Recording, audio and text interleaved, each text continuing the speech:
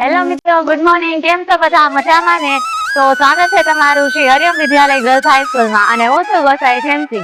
તો થોડા દિવસ પહેલા અમે અમારા શિક્ષકો સાથે થોડી વાતચીત કરી હતી વૃદ્ધાશ્રમ વિશે. તો તેના વિશે જાણવા માટે અમે અમારા આચાર્યશ્રીને રજૂઆત કરી તો તેમને અમને પરમિશન આપી, જેથી કરીને આજે અમે જવાના છીએ ઢોલરા વૃદ્ધાશ્રમ.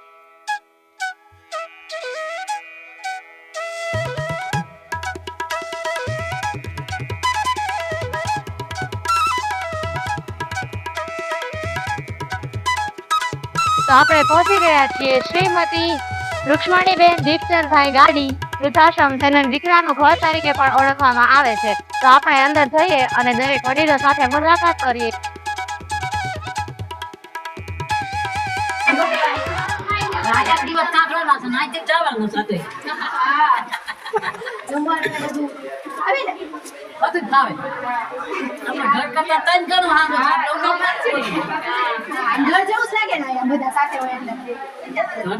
દીકરીઓ આવે, દીકરા આવે, ભાઈ આવે, અમને બધું ગમે.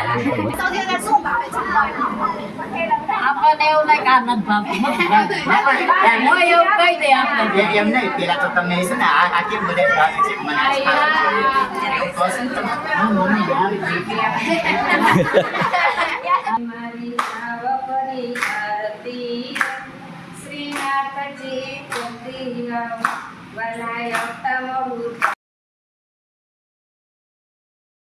कैमरा, वीडियो, कैसेट, लाइट,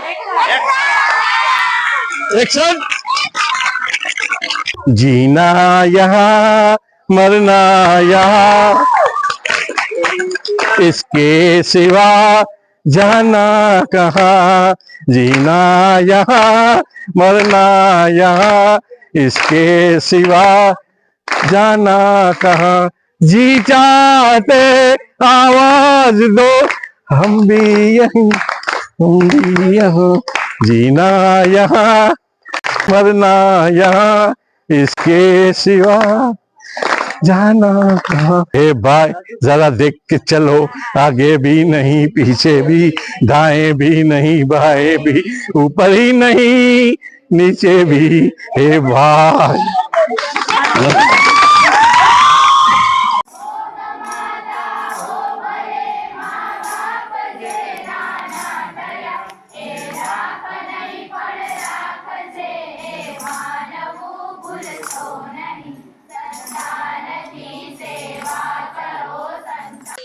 किसी ने मेरा शाम देखा, शाम देखा, घनश्याम देखा, शाम देखा, घनश्याम देखा, राधा ढूंढ रही.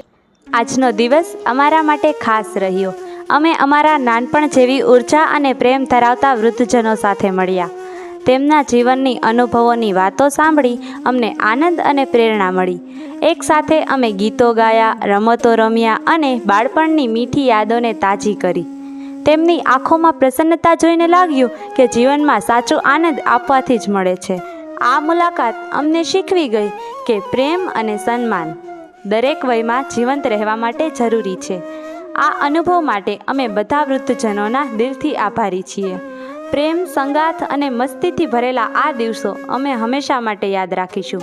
આ પ્રસંગ આપણને એ વાતની યાદ અપાવે છે કે જીવનના સાચા મૂલ્યો છે મળવા, મળાવા અને મીઠા હસાવવાનું. અમારી સાથે જયદીપ સર અને ગીતા મેડમ પણ ઉપસ્થિત છે. તો અહીંયા મુલાકાત લીધા પછી અમને અહીંયાનું વાતાવરણ કેવું લાગ્યું અને અહીંયાથી શું શીખવા મળ્યું તે વિશે આપણે જયદીપ સર અને ગીતા મેડમ સાથેથી થોડી વાતચીત કરીએ. તો જયદીપ સર, તમારો અનુભવ જણાવો.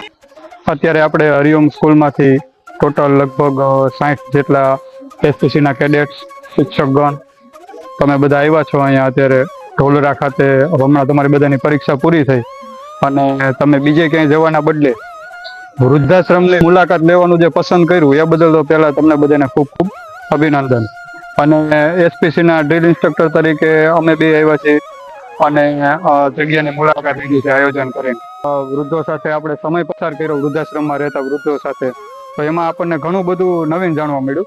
ઘણી વખત આપણી એક જ માનસિકતા બંધાઈ ગઈ હોય છે કે જનરલી એવું હોય છે કે વૃદ્ધાશ્રમમાં રહેતા હોય તો કોઈ દીકરાએ કે દીકરાની વહુએ, પુત્ર વધુએ એમને એ ત્રાસ આપીને તજ છોડી દીધા હોય અને વૃદ્ધાશ્રમમાં મોકલી દીધા હોય કે વૃદ્ધાશ્રમમાં મૂકી આવ્યા હોય.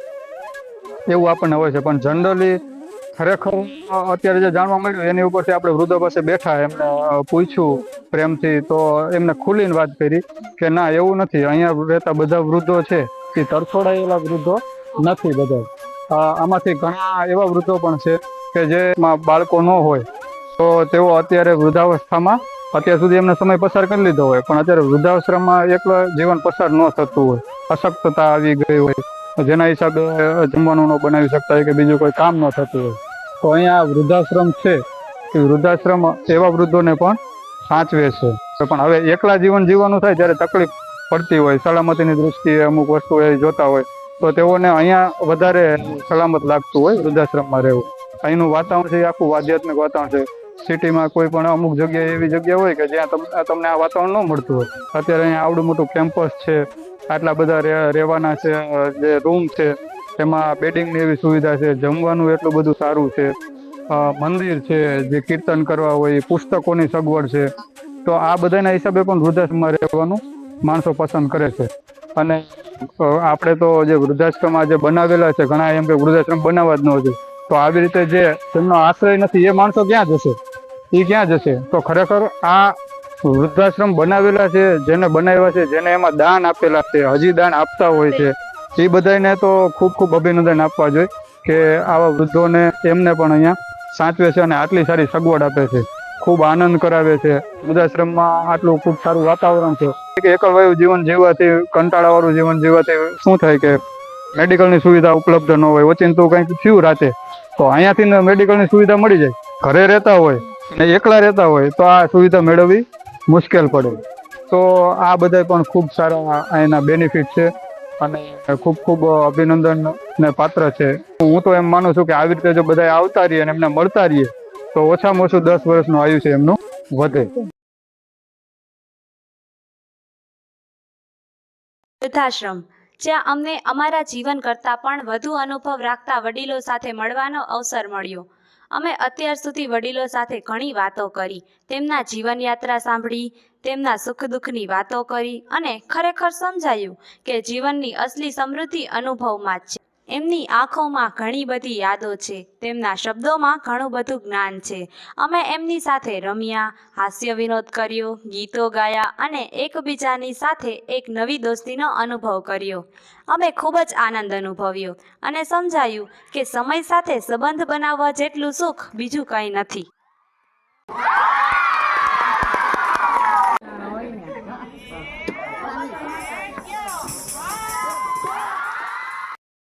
સમય છે વિદાયનો, પણ દિલથી તો અમે હંમેશા તેમની સાથે જ રહેશું. તમારા આશીર્વાદ અને પ્રેમ માટે ખૂબ ખૂબ આભાર. અમે ફરી મળીશું નવો પ્રેમ અને નવી મુસ્કાન સાથે.